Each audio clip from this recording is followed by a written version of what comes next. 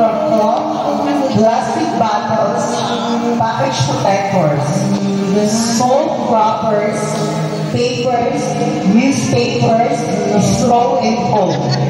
Materials that are often discarded then and seen as useless. Inspired by the wildflower that chose to blow in the means of mas makapal at elegante. At para ito ay mas gumanda at maging elegante, nilagyan ito ng bulaklak na gawa sa plastic labo at nilagyan ng mga dahon na gawa sa recycled na papel. Ang itim at puti kasama ang kita mula sa mga dahon ay nagbibigay ng marumiyang dating para sa isang elegante na kasuotan. Ipinapakita na ang kasuotan ito na kahit mula sa simpleng basura o gamit na dapat itatapon, maaari pa rin makalakha ng isang maganda at nakagawa kung gagamit ang imaginasyon at malikhaing kamay. Let's begin category number 2, Miss Sydney Aya.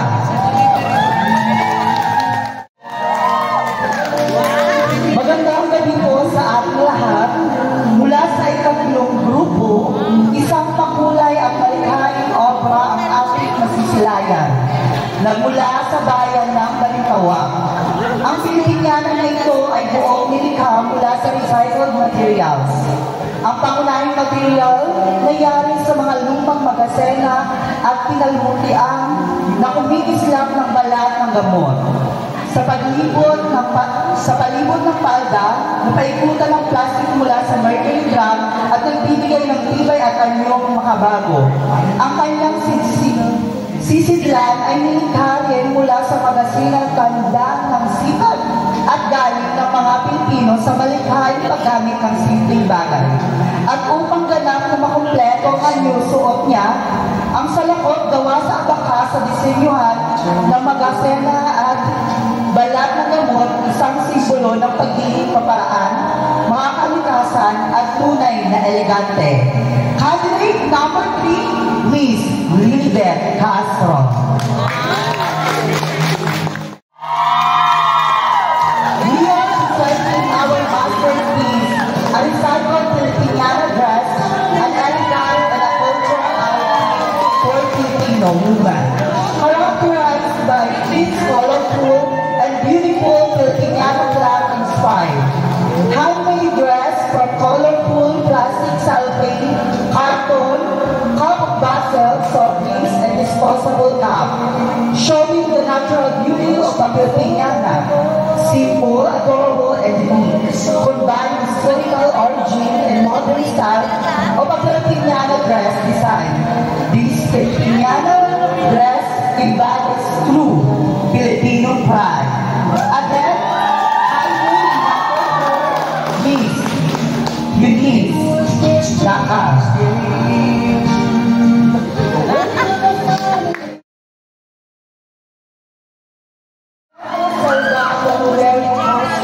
From recycled diaper plastics and plastic spoons, transforming common disposable items into a symbol of Filipino culture.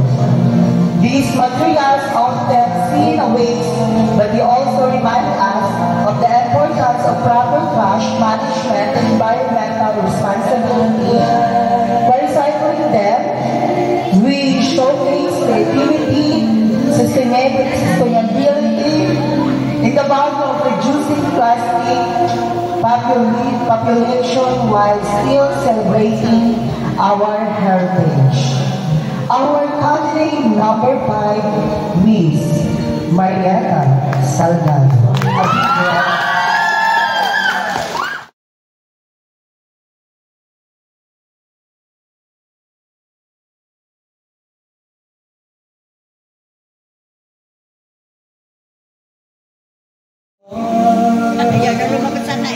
The Filipiniana gown is creatively made from cloth, plastic bottles, package protectors, salt wrappers, papers, newspapers, straw and foam. Materials that are often discarded then and seen as as useless.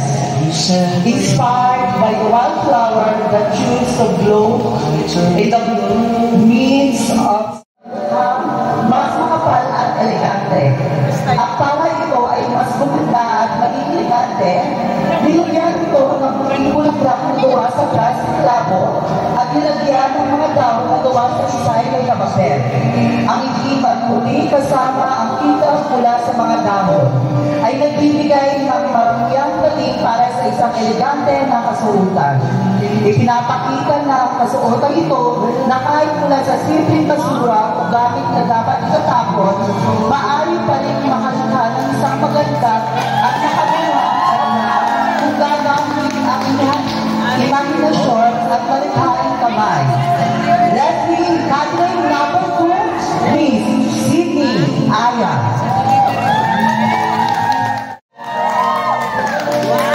Magandang gabi po sa ating lahat.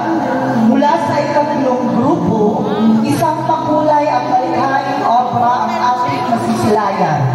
Nagmula sa bayan ng Balintawak. Ang Pilipinyanan na ito ay buong nilikha mula sa recycled materials. Ang pangunahing material nangyari sa mga lumang magasena at pinalmutian na kumikislap ng balat ng gamot. Sa palibot ng palda, napaikutan ng plastic mula sa mercury drum at nagbibigay ng tibay at anyong makabago.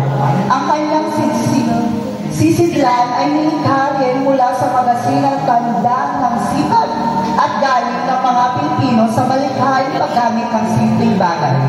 At upang ganap na makumpleto ang anyong suot niya, ang salakot gawa sa abaka sa disenyuhan ng magasena at balat ng gamot, isang simbolo ng pagiging paparaan, mga kalikasan at tunay na elegante. Candidate number 3, Miss Lilibet Castro. We are presenting our masterpiece, a recycled Filipiniana dress, an elegant and a cultural outfit for Filipino women, characterized by its colorful and beautiful Filipiniana flag inspired. Handmade dress from colorful plastic cellophane, carton, cup of basil, soft drinks, and disposable cup, showing the natural beauty of the Filipiniana. Simple, adorable, and unique, combined historical origin and modern style of a Filipiniana dress design. This Filipiniana dress embodies true Filipino pride. Again, Miss Eunice Lakas.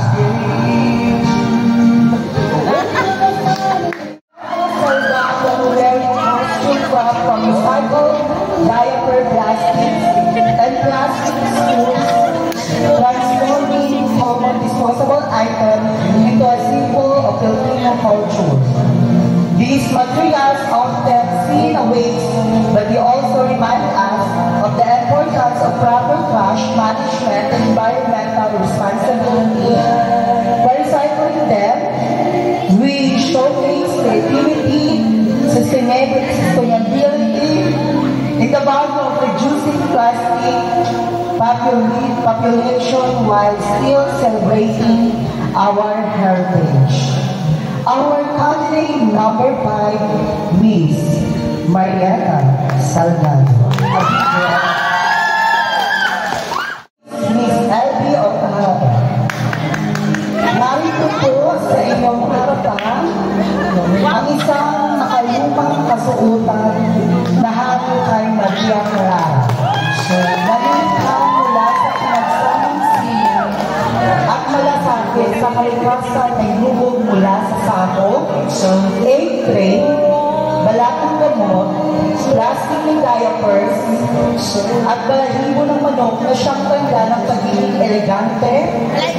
Ito ay isang kasuotan na hindi lamang nagpapakita ng ganda ng Pilipino, kundi pati ng kalagahan ng pag-recycle at malikhaing paggamit na likas na yaman.